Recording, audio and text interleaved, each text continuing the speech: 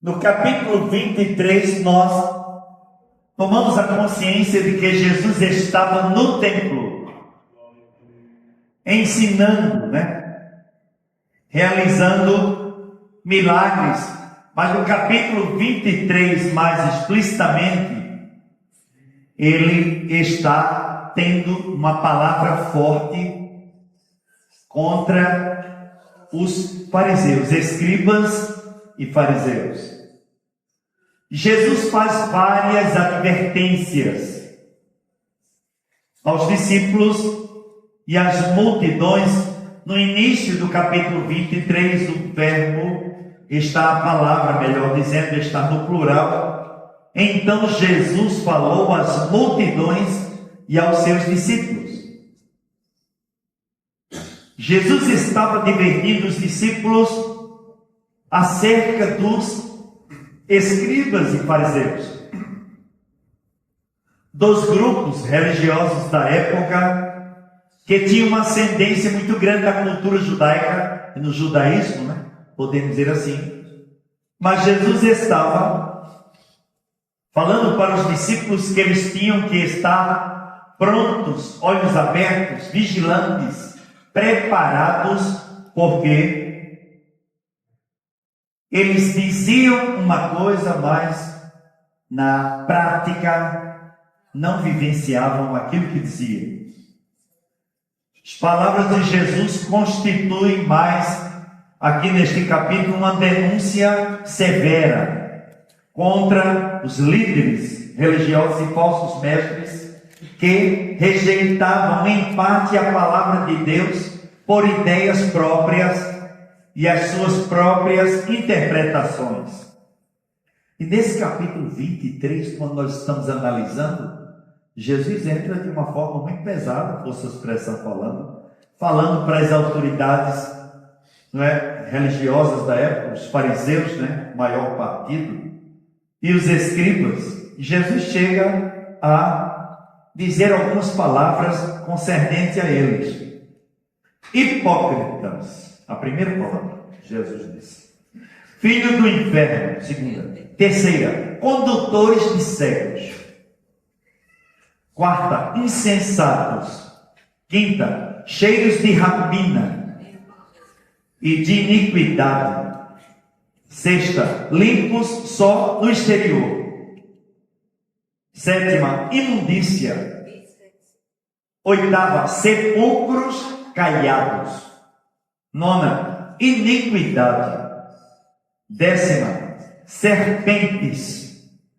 11ª, raça de víboras. E 12ª, assassinos. Aí alguém chegou para mim e disse: Jesus entrou pesado. Não, ele não entrou pesado. Ele estava alertando os discípulos, que os discípulos tivessem todo cuidado do conteúdo religioso que eles iriam vivenciar próximos dias depois. Jesus iria, como terminou o seu ministério, mas iria voltar para o seu Pai, e eles iriam ficar dando sequência à palavra do reino. O povo estava muito preocupado com o reino, qual a posição do reino. Até 2 discípulos do colégio apostólico, a mãe foi falar com Jesus qual seria a posição que os seus filhos iriam ocupar. E Jesus falou para eles que o cálice pertencia a ele. Havia uma expectativa concernente ao reino físico, reino palpável. Mas Jesus alerta os discípulos que eles tivessem toda cautela, porque o reino de Deus não seria físico nem palpável, mas seria o reino de Deus no coração dos homens. E é por isso que eu e você, nós estamos aqui nesta noite. Você vai glorificar a Deus, porque esse reino, a pregação deste reino chegou até nós. No capítulo 24, eu gostaria de ler 2 versículos, 3 mais precisamente, versos 32, 33, 4 versículos, e o 34 e o 35.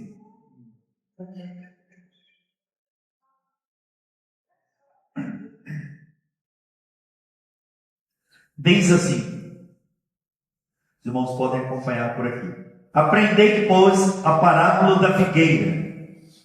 Quando já os seus ramos se renovam e as folhas brotam, sabeis que está próximo o verão. A igreja glorifica. Verso 33. Assim também vós, quando virdes todas estas coisas, sabei que está próximo às portas. Verso 34. Em verdade vos digo que não passará esta geração sem que tudo isto aconteça.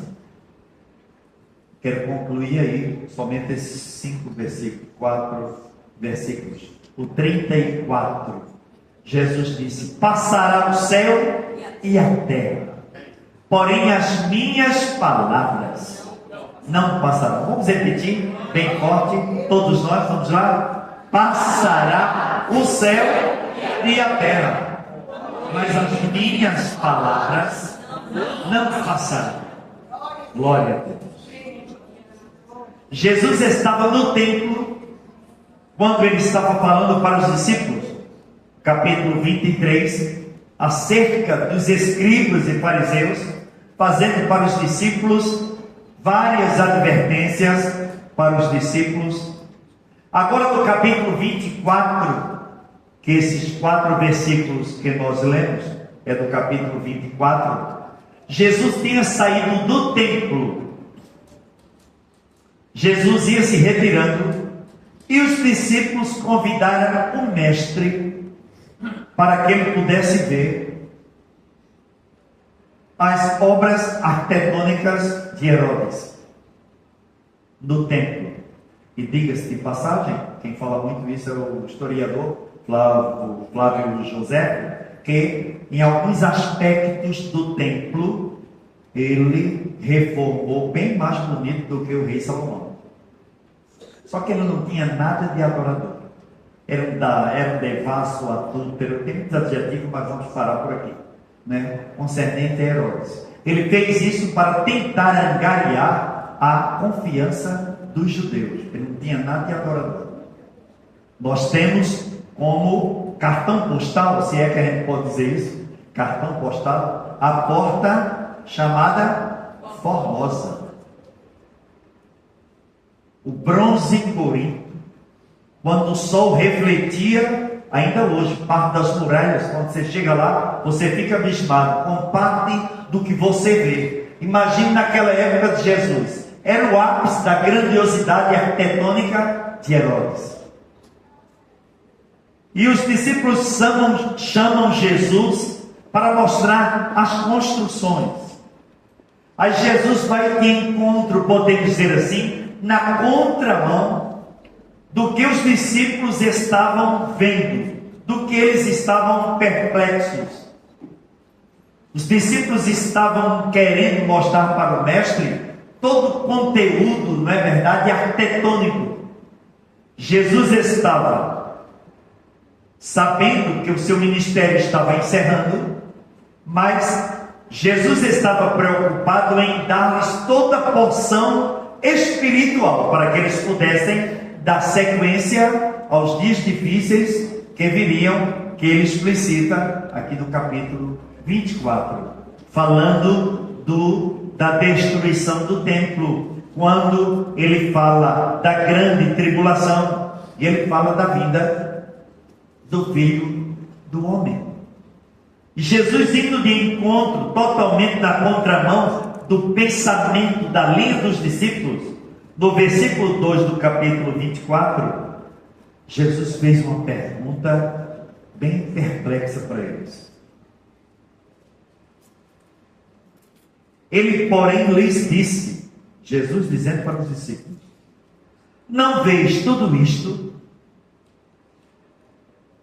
Em verdade vos digo que não ficará aqui pedra sobre pedra que não seja derribada. A Bíblia não entra em detalhes, Mateus, que sempre para os judeus, né, a gente não pode deixar de tirar o chapéu para Mateus, que ele escreve A tendência escriturística dele é para os judeus, e ele traz minúcias da corrente judaica, da cultura judaica. Nós não podemos esquecer aqui que Mateus não trouxe as minúcias desse momento que Jesus disse isso para os discípulos. Eu conjecturo que os discípulos ficaram assim, boquiabertos. Chegaram até para dizer para o mestre, quando Jesus disse isso, disseram: Herodes passou 46 anos para concluir esta reforma, e tu dizes que irás destruir este templo, e em 3 dias tu irás restituir. Os discípulos não estavam entendendo nada no aspecto espiritual. E Jesus quis mostrar para os discípulos que não era o embelezamento, que o templo tinha sido reformado por Herodes, sim, que o templo era o maior, não é verdade, monumento de amor que os judeus tinham para ir adorar o Senhor. Mas Jesus está querendo dizer aqui que um templo iria ser destruído, mas ao 3º dia esse templo ia ressuscitar. E é por isso que eu e você, nós estamos aqui numa novidade de vida, não é verdade? O velho homem morreu e agora somos novas criaturas em Cristo Jesus. Você pode glorificar a Deus. O velho Adão morreu, mas para que o velho Adão morresse, um novo Adão, Paulo fala isso na sua carta, Romanos capítulo 5, 6, 7, um novo Adão surgiu sem pecado da semente da mulher para pagar um preço, para que houvesse a redenção de toda a humanidade. Os discípulos começaram a ouvir o mestre, e o mestre começou a falar do princípio das dores. Jesus estava no Monte das Oliveiras. Pense num monte que fica numa localização central, fantástica em Jerusalém. Os irmãos, quando chegarem lá, para o ano ou depois, agora está bem prato ali, os irmãos vão confirmar o que eu estou dizendo. Né? Diga pela fé, creio. Diga eu creio. Glória a Deus, em nome de Jesus. Glória a Deus. Jesus começou na frente do Monte das Oliveiras, no versículo 3. Jesus se achava sentado, e os discípulos em particular fizeram outra pergunta para o mestre. Dize-nos, versículo 3, quando sucederão estas coisas, e que sinal haverá da tua vinda e da consumação dos séculos? Aí a curiosidade arquitetônica já não estava aflorada. Os discípulos queriam saber o que ia suceder, porque eles estavam sentindo que o mestre estava se despedindo dos discípulos. Mas Jesus começa a falar para os discípulos. No versículo 4, Jesus disse: vede que ninguém vos engane. Imagine se Mateus fosse escrever hoje, o que era que ele ia colocar. Versículo 5, porque virão muitos em meu nome, dizendo, eu sou o Cristo, e enganarão a muitos. Jesus começou a falar para os discípulos tudo o que está acontecendo hoje. Certamente ouvireis falar de guerras, de rumores de guerras. Vede, não vos assusteis, porque é necessário assim acontecer, mas ainda não é o fim. Versículo 6, 7. Se levantará nação contra nação, reino contra reino, haverá fomes, terremotos em vários lugares. Porém, tudo isto é o princípio das dores. Então sereis atribulados e vos matarão, sereis odiados por todas as nações, por causa do meu nome. Nesse tempo, 10, muitos hão de se escandalizar e odiar uns aos outros. Jesus começou a falar para os discípulos do que viria, do que iria acontecer. E Jesus começa sequenciando falando da grande tribulação. 36 anos depois, parte dessa mensagem se cumpriu na íntegra, quando Jesus disse, os discípulos estavam mostrando a beleza do monumento, era um monumento, a gente não pode deixar de frisar isso, de Jerusalém, era um monumento. Quando Jesus disse que não ficaria pedra sobre pedra, que não fosse derribada, 36 anos depois, entra o general Tito em Jerusalém e arrasa Jerusalém. O historiador Flávio José, ele narra, ele disse que até as pedras, e olha quando estamos falando de pedras, de construções em Jerusalém, estamos falando de pedra com mais de 1 metro ou 2 metros de largura, pedras altas, pesadas, mas não ficou pedra sobre pedra que não fosse arrancada em Jerusalém. Sabe por quê? Porque quando Deus fala, Ele cumpriu a sua palavra. Você pode glorificar o nome do Senhor. Jesus faz advertência aos discípulos, que Jesus disse: olha, vocês têm que pedir para que não aconteça no sábado, nem no inverno, quem estiver no campo não venha, porque foi uma catástrofe. 36 anos depois que Jesus cumpriu o seu ministério, quando ele diz assim no verso 27, porque assim como o relâmpago sai do Oriente e se mostra até o Ocidente, assim há de ser a vida do Filho. Ele explicou os mínimos detalhes para os discípulos. Logo em seguida, no verso 29, Jesus fala que em seguida aquela tribulação, o Filho do Homem iria vir e os seus anjos iriam, está aqui no verso 31, ele enviará os seus anjos com grande clangor de trombeta, os quais reunirão os seus escolhidos dos 4 ventos, de uma a outra extremidade dos céus. Se ele prometeu que vai voltar, ele vai voltar. Quem crê, glorifica. Ele estava, Jesus chamou os discípulos ali nessa reunião que ele esteve, ele não estava mais no templo, mas estava ali na frente, do lado de fora, externo do templo, no Monte das Oliveiras, e estava prevenindo os discípulos que o que viria não era fácil. É o que estamos atravessando hoje. Hoje estamos atravessando dias difíceis, queridos, mas é Deus permitindo para que a sua igreja, é o dia do aperto, né? Para que a sua igreja, o seu corpo representativo na terra, possa ser testado, ao mesmo tempo aprovado por Ele. Quem crê na aprovação, glorifica. Glória a Deus.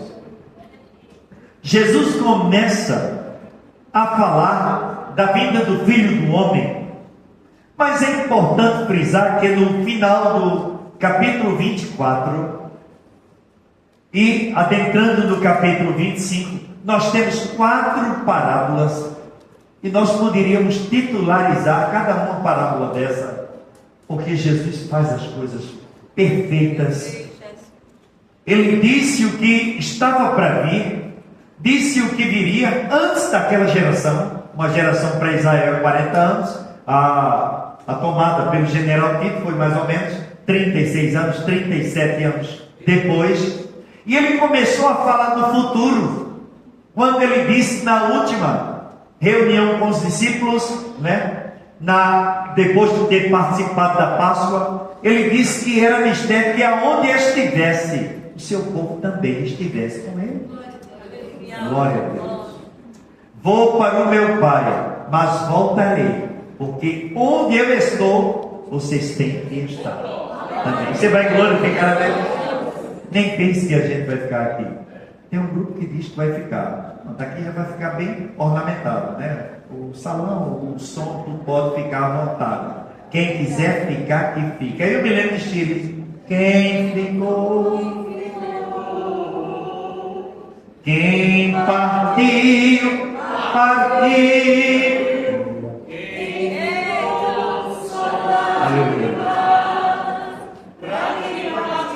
para quem partilha festa. Porque se Ele prometeu, Ele vem buscar o seu povo no qual Ele fez a promessa. Jesus estava chamando os discípulos que o teor não era para eles estarem preocupados com os aspectos arquitetônicos do templo, mas eles deveriam estar vigilantes, porque a qualquer momento eles iriam sair daqui. Glória a Deus. Nas 4 parábolas, depois que ele falou tudo que estava para vir, ele fala, os 4 versículos que nós lemos, ele traz para os discípulos a parábola da figueira. Aprendei, pois, verso 32, pois a parábola da figueira, quando já os seus ramos se renovam e as folhas brotam, sabeis que já está próximo o verão. Essa parábola que nós poderíamos titularizá-la como vigilância. Os discípulos tinham que estar vigilantes e prudentes para o que havia de vir.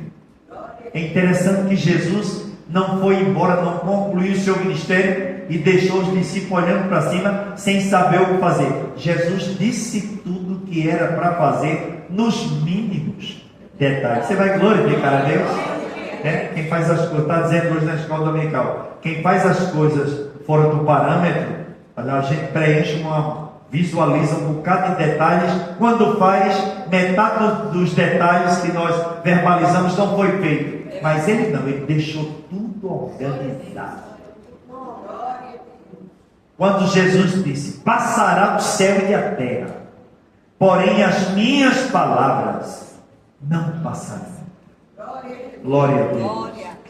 E ele diz no verso 37, pois assim como foi nos dias de Noé, também será a vinda do Filho do Homem. Verso 38.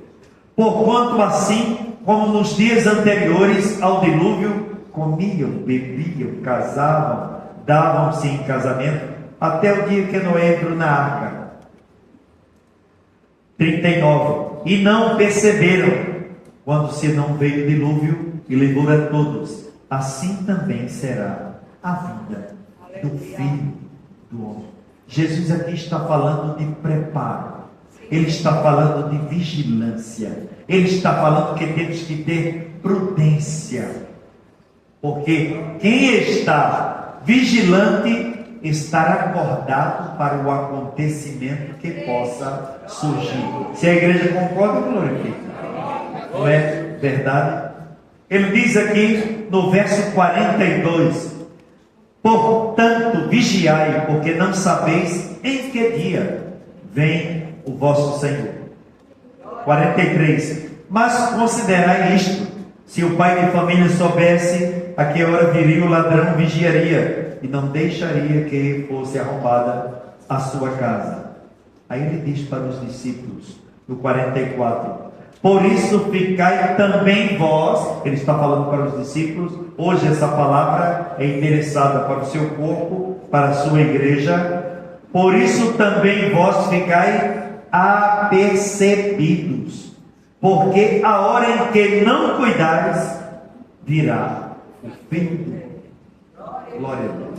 E é interessante frisar aqui, nessa parábola da figueira, é verdade, era a primeira árvore que brotava, e se brotava primeiro, os frutos vinham primeiro, né? E antes do verão, quando a figueira começava a brotar, todo mundo já tinha consciência de que o verão estava chegando.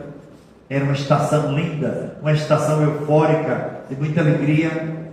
Mas é importante frisar que nesta palavra, Jesus colocou um verbo em primeiro lugar de tudo que ele ensinou.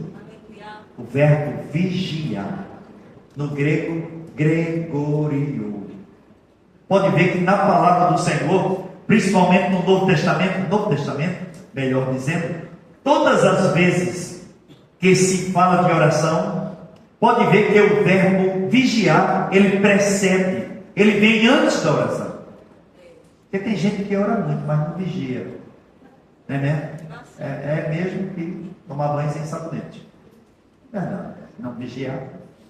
É um grupo aqui, né? No planeta Terra, que é o grupo que mais ora. Os irmãos sabem, os filhos de Isaac e os filhos de Ismael. Os irmãos sabem quem é. É o povo que mais ora, mas não vigia. Então ele quer que a sua igreja esteja orando. Porém, a priori, é que estejamos vigiando. Vigiar quer dizer estar de olho aberto, tentando ver mais longe. Por isso que ele disse lá em Mateus capítulo 26, quando ele foi orar lá no Getsemane, ou Getsemane, quando ele disse: vigiai e orai, porque a carne é fraca, mas o espírito está forte.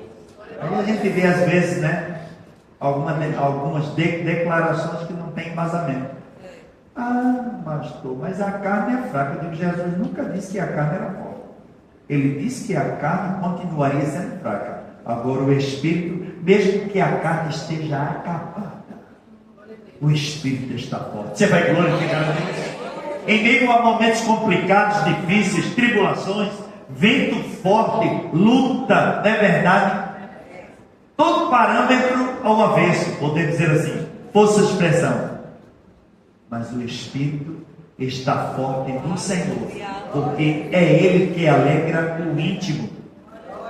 E nós, olhando para cima, somos vitoriosos.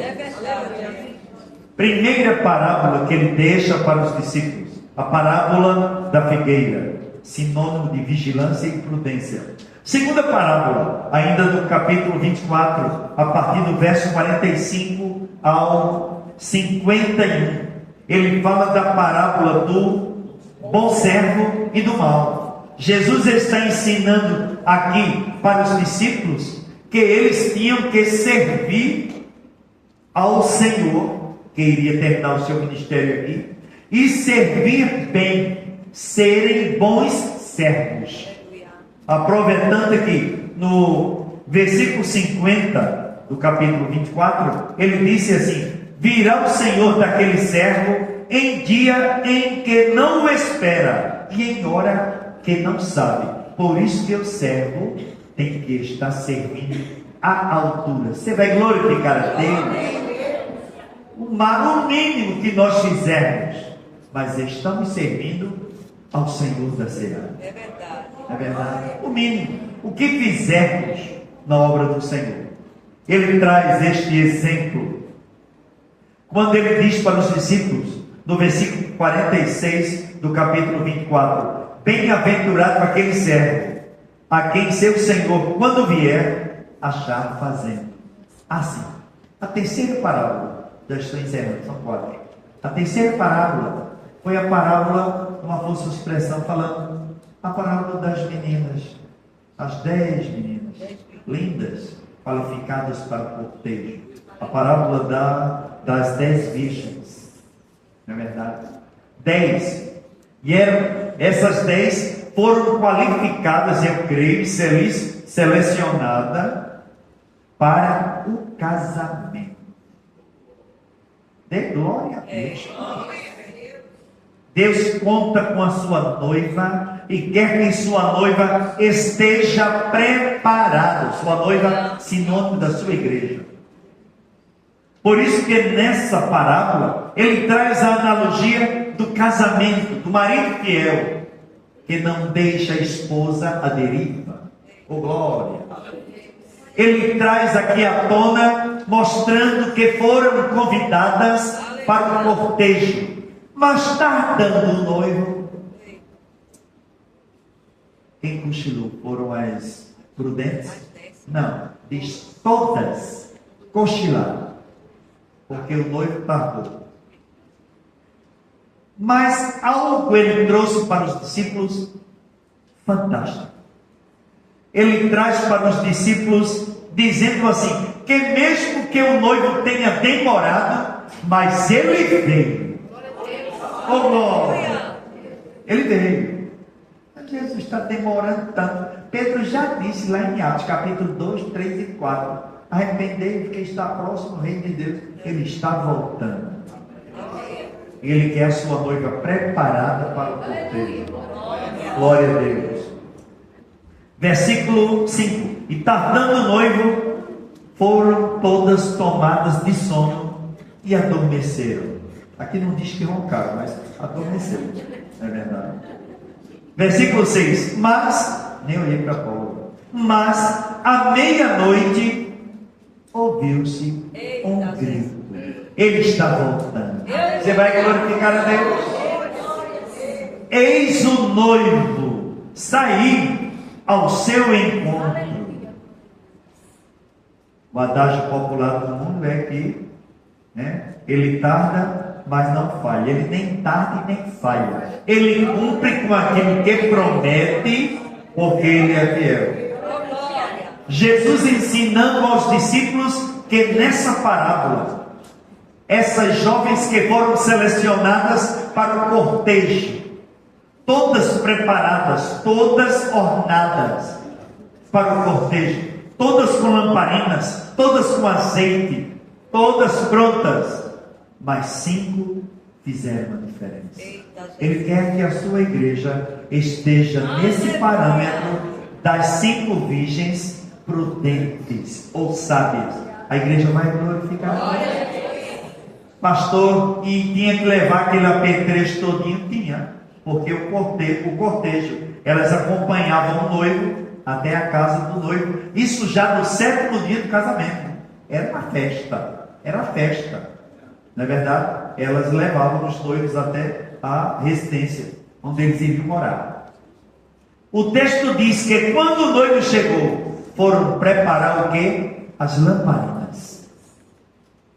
Mas 5 tinham levado tudo, mas não tinham levado reserva. Deus está dizendo para mim e para você nesta noite, escute bem, liga o retorno bem. Deus está dizendo para mim e para você nesta noite, que se Jesus, nessa parábola, exortando os discípulos a estarem com reserva, imagine o que Ele está dizendo para a igreja dele hoje. É tempo de reserva. Você vai glorificar a Deus. Reserva, símbolo, o óleo, símbolo do Espírito Santo. Além do óleo, era preciso e funcional naquela época para as lamparinas ficarem acesas, para que elas pudessem percorrer todo o trajeto até a casa do noivo, E não é do mesmo modo isso. Pastor, que lamparina é essa? O Espírito Santo, querido, dentro de mim e você. Você vai glorificar a Deus. Lá do Sermão do Monte, Jesus disse: brilhe a vossa luz diante dos homens, para que vejam em vós e glorifiquem o Pai através das vossas obras. Aí Jesus disse: não se pode esconder uma luminária ou um candeeiro embaixo de um alqueire. Não tem como. Aonde chega a luz, reflete nas trevas. Você vai glorificar. Você é de qual igreja? Não é preciso você mandar as meninas do departamento infantil fazer com aquele glitter IBAMP. Não é preciso não, para botar aqui ou aqui, ou com a camiseta. Aonde você chega, eu e você, nós somos reconhecidos. Você vai glorificar a Deus. Por quê, pastor? Por causa da roupa? Que roupa o quê? Que apetrecho o quê? Isso aqui fica, isso aqui vai embora. Mas é porque tem o Espírito Santo dentro de mim e de você. Muitos nem perguntam: irmão, ore por mim, eu estou passando uma fase muito difícil. Como é que você sabe que eu sou de alguma igreja? Sei, eu tenho certeza que o senhor é. Ore por mim, porque a coisa está feia em casa, viu? Chegou para mim e disse: ore, você é pastor? Eu falei: pela graça. Ele disse: ore por mim, porque a maré está brava. Eu digo: vamos orar. Ele disse assim, eu fosse a expressão dele: a situação está difícil, mas ele vê algo diferente em mim. Ele vê algo diferente entre mim e você. Na feira livre, no banco dando expediente, na audiência como jurista. Você é um jurista diferenciado, porque tem o Espírito Santo do Senhor. Dirigindo o ônibus, condutor nas empresas, pilotando o avião, ele vê algo diferente. Glória a Deus. Ele vê algo diferente.